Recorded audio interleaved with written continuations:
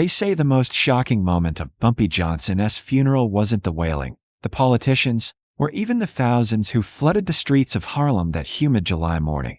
It was when the maid stepped out of the shadows and tried to claim a place that was never hers, setting in motion a confrontation no one in that church would ever forget. July 11th, 1968. The day uptown stopped breathing. The rest of America was already drowning in chaos. Assassinations, riots, war overseas. But in Harlem, none of that mattered on this gray Thursday morning because the king was dead. Ellsworth, Bumpy Johnson, the man who had ruled the numbers, outlasted rivals, survived prison, and turned street corners into kingdoms, lay still inside a polished bronze casket at St. Mark's Episcopal Church, dressed in a dark suit tailored to perfection, his face composed as if he were merely resting before another long night of strategy and chess. Outside, Lenox Avenue was suffocating under the weight of grief and curiosity. Men in sharp suits stood shoulder to shoulder with laborers in work shirts. Women fanned themselves in black dresses. Children climbed fire escapes for a better view, and reporters craned their necks hoping to capture history in a single flashbulb. This was not merely a funeral. It was a transfer of gravity. Bumpy had been more than a crime boss. He had been a banker, a benefactor, a quiet enforcer of order in a neighborhood that trusted him more than City Hall. Some called him a criminal. Others called him a protector. But everyone called him necessary. Inside the church, the air hung thick with lilies and tension. The pews were filled with judges who owed favors, jazz musicians who once borrowed rent money, former rivals who had learned the cost of crossing him, and federal agents pretending to mourn while mentally calculating what his absence would mean. Flashbulbs popped like distant gunshots. Murmurs traveled in nervous waves. Because beneath the hymns and scripture was a single unspoken question. What happens now? In the front row sat Maid Johnson, regal and unshakable, her spine straight as marble, her gloved hands folded in her lap, her black veil hiding eyes that missed nothing. To the world, she was the grieving widow, dignified and silent. But beneath that veil, she was counting faces, measuring loyalties, memorizing who looked nervous and who looked hungry. She had spent decades beside a man the world feared. She understood power the way other women understood recipes. And she understood that funerals were not just for mourning, they were for signaling. Bumpy had held Harlem together through sheer force of reputation. With him gone, the streets would test boundaries. Young hustlers would rise too fast. The Italians downtown would sniff opportunity. Even old allies might forget their place. But none of that unsettled her as much as one particular absence, or rather, the possibility of a presence. Celeste, the maid. Young, ambitious, too comfortable in recent months. Mamie had noticed the small things wives always notice. The extra laughter from the kitchen, the perfume lingering in hallways, the unexplained bracelet glinting beneath a uniform sleeve. Bumpy had appetites. She had long ago made peace with that reality. A man who carried a crown often attracted admirers. But there were rules. Discretion, distance, respect, and above all, understanding hierarchy. A wife was foundation. Everything else was temporary decoration. Celeste, however, had begun confusing proximity with position. In the final year of Bumpy's life, she had grown bold, answering phones too confidently, lingering too long when serving coffee, speaking his name without the proper weight. Mamie had warned her husband gently one evening, her voice calm but edged with steel. She doesn't know the difference between being inside the house and being part of it. Bumpy had laughed it off, calling the girl harmless, saying youth liked to dream. But dreams had a way of turning reckless when cameras were present. Now, as the organ swelled and the preacher's voice boomed about lions and legacies, Mamie allowed herself a brief surrender to grief. Tears slipped silently beneath the veil as memories flickered. Chess games at midnight, coded conversations across crowded rooms, the rare softness he showed only at home. For a fleeting moment, she was not the queen of Harlem, but simply a widow who had lost her husband. Yet even in sorrow, instinct never slept. Her gaze drifted toward the back doors every few seconds, anticipating disruption the way sailors anticipate storms. Funerals had codes. The wife led. The family followed. Associates paid respects quietly. Mistakes made in life were buried alongside the body. That was the order of things. And Harlem respected order. Outside, the crowd swelled thicker by the minute, stretching down the avenue like a living river. Men removed hats as the church bells tolled. Women whispered prayers. Everyone understood they were witnessing the end of an era. Bumpy Johnson had been the dam holding back chaos. Without him, the flood would test every foundation. Inside the sanctuary, tension coiled tighter with each passing him, as if the walls themselves sensed something unfinished. Mamie felt it in her bones, that today would not pass quietly, because power never leaves a room without someone trying to grab it.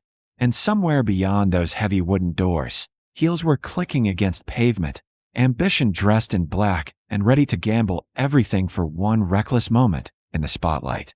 The doors at the back of the church opened so slowly at first that only a few people noticed, but within seconds, every head inside St. Mark's turned in the same direction, because into that sacred hush walked the one person who should have known better. Celeste did not enter like staff. She did not slip quietly into a back pew with bowed head and folded hands. She stepped inside like a woman arriving at a premiere, dressed in a fitted black dress that clung to her frame, the fabric too sleek, the cut too daring for mourning, a wide-brimmed hat casting dramatic shadows across her carefully painted face. A thin ripple of whispers passed from row to row like wine through tall grass. The old-timer stiffened. The lieutenants narrowed their eyes.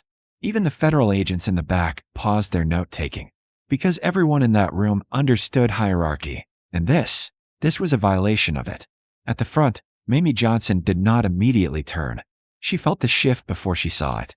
She heard the change in breathing, the faint collective intake of shock.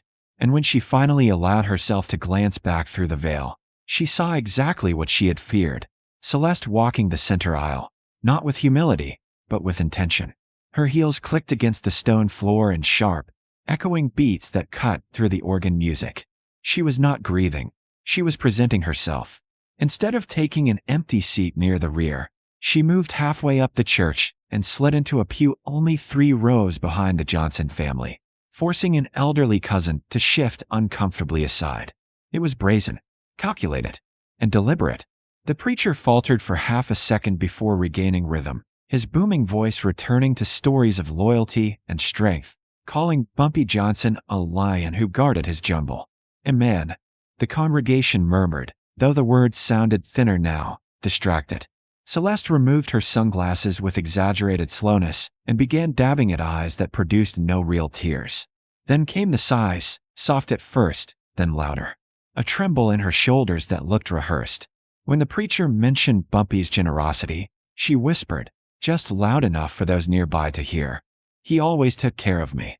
A few heads snapped toward her. One of Bumpy's longtime enforcers clenched his jaw so tight a vein pulsed in his temple. This was not sorrow. This was positioning. Mamie felt something inside her cool rather than ignite. The anger did not explode. It crystallized.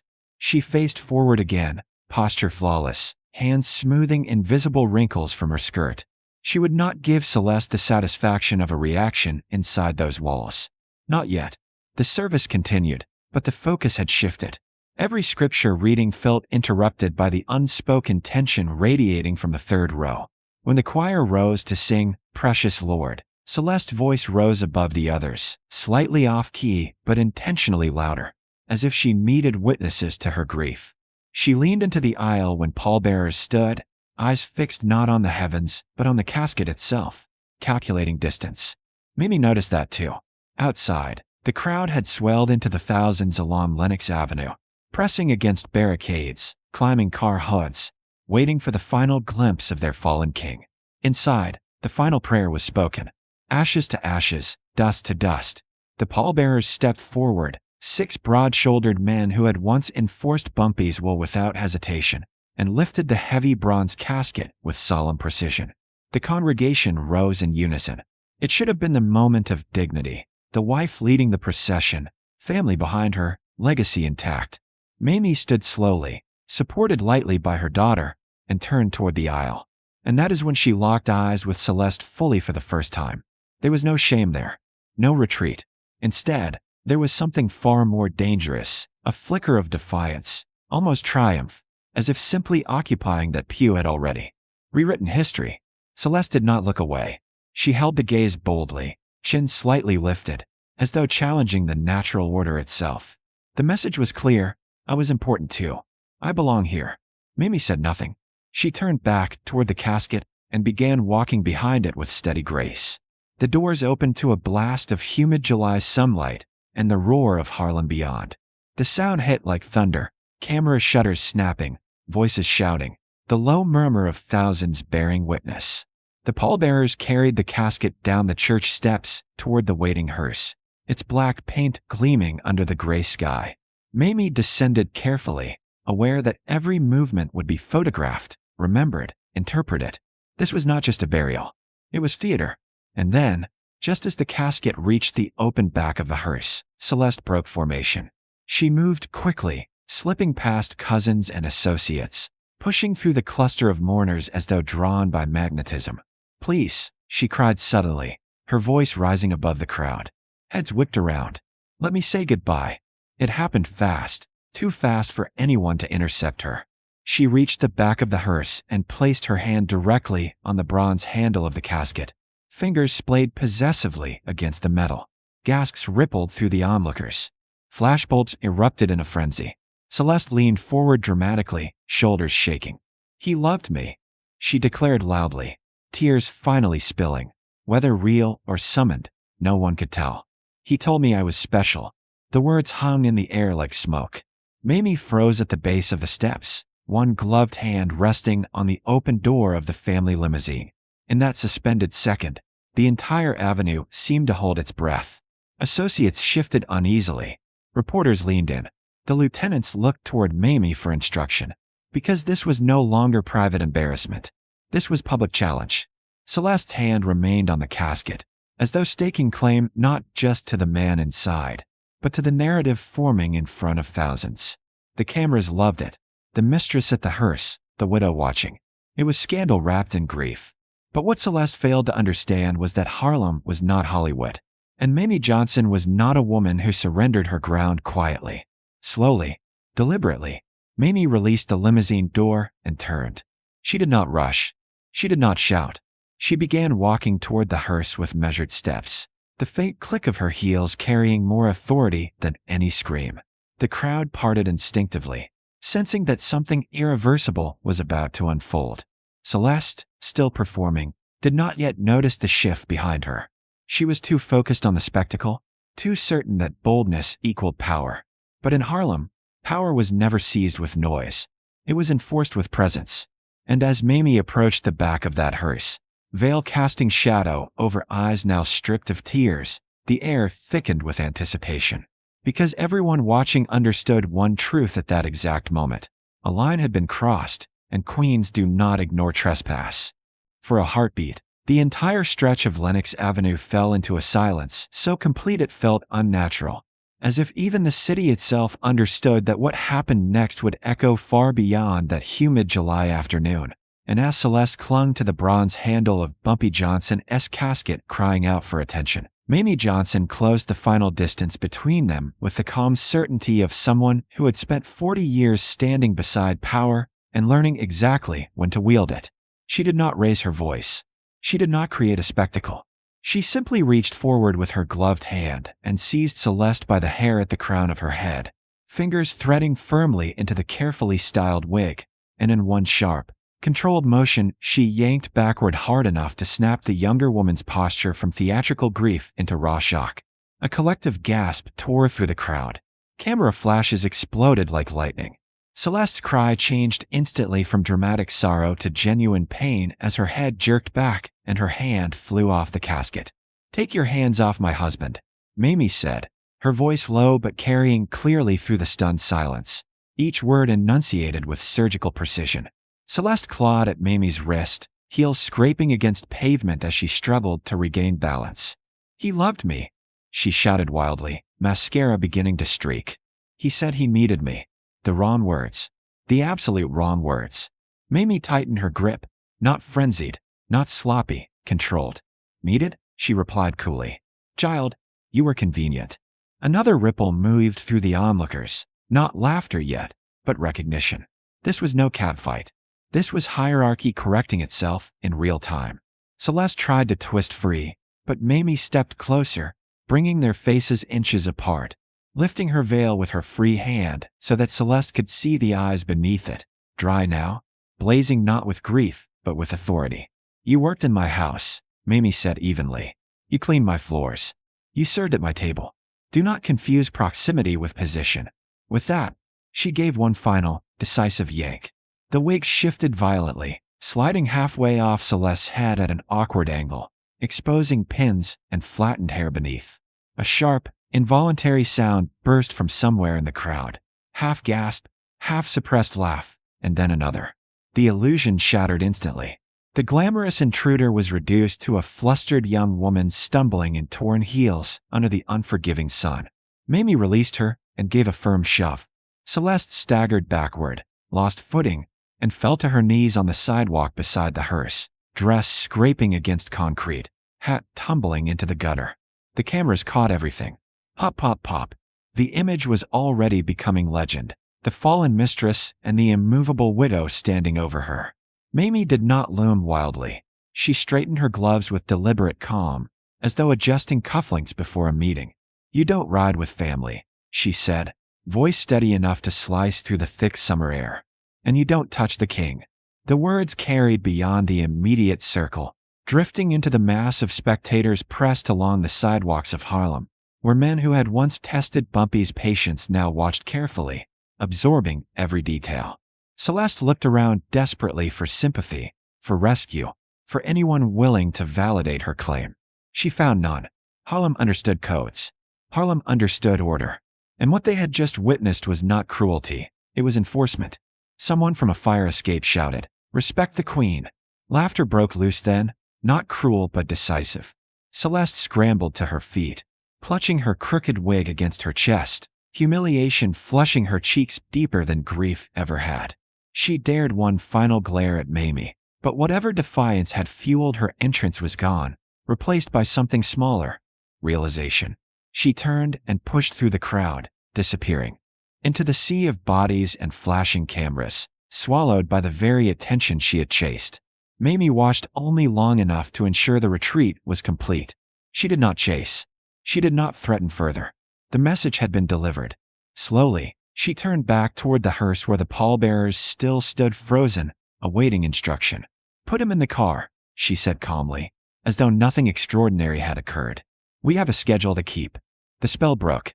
The men moved quickly, sliding the casket fully into the hearse, shutting the heavy doors with a final metallic click that sounded like punctuation at the end of a sentence. Mamie walked to the waiting limousine and entered without assistance. Inside, the air was cool and still, a stark contrast to the charged chaos outside. Her daughter stared at her in stunned silence. "Mama," she whispered, unsure whether she had just witnessed scandal or sovereignty. Mamie removed her gloves carefully, folding them into her purse before answering. "Your father protected his name in life," she said quietly. "I will protect it in death." The procession began to move, a line of black cars winding through the streets Bumpy had once controlled, past storefronts that lowered their gates in respect, past men who removed hats as the hearse rolled by. By the time they reached Woodlawn Cemetery, the story had already outrun them, spreading block by block faster than any vehicle could travel. Some would exaggerate it, say Mamie slapped her, say she dragged her down the steps. But the truth was powerful enough without embellishment. The burial itself was peaceful. No more interruptions. No more claims. As the casket was lowered into the earth, Mamie stepped forward and tossed the first handful of dirt onto the lid, the soft thud echoing with finality. She did not cry then. Those tears would come later, in private, away from witnesses and whispers. What mattered now was that order had been restored before chaos could root itself. Because the funeral had never been only about saying goodbye. It had been about signaling to every opportunist watching, the young hustlers, the downtown families, the quiet men with government badges, that though the king had fallen, the crown remained guarded. And on that July afternoon, under a gray Harlem sky, as the last echoes of confrontation faded into neighborhood legend, one truth settled over the streets with undeniable clarity. Bumpy Johnson might have ruled Harlem in life, but in death, it was his wife who reminded everyone exactly who carried the real power.